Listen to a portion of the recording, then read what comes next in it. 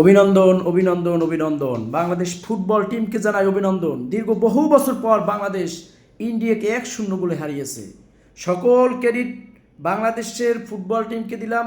সবচেয়ে বেশি আমি যাকে দেবো সেটা হলো আমাদের দেশের আইকনিক স্টার হামজা চৌধুরীকে। দেখেন, একাই কিন্তু ইন্ডিয়াকে ঘুরিয়ে দিয়েছে। যেভাবে তার ডেডিকেটেডলি তিনি খেলেছেন, এতে করে বাংলাদেশের ফুটবল আগামী দিনে একটা স্বপ্ন দেখতেছে।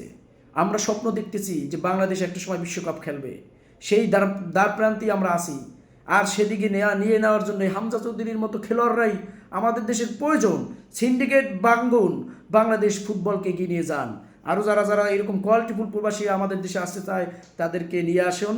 বাংলাদেশের ফুটবল সিন্ডিকেট ভেঙে দিয়ে আমরা যেভাবে কামব্যাক করেছি, এভাবে যেন এই ধারাকে যেন আমরা অব্যাহত রাখতে পারি, সেটাই যেন করতে পারি। সেজন্য সিন্ডিকেট ভেঙে দিয়ে বাংলাদেশকে এগিয়ে নেওয়ার জন্য আমরা সকলে আসুন, আগাইয়ে আসি।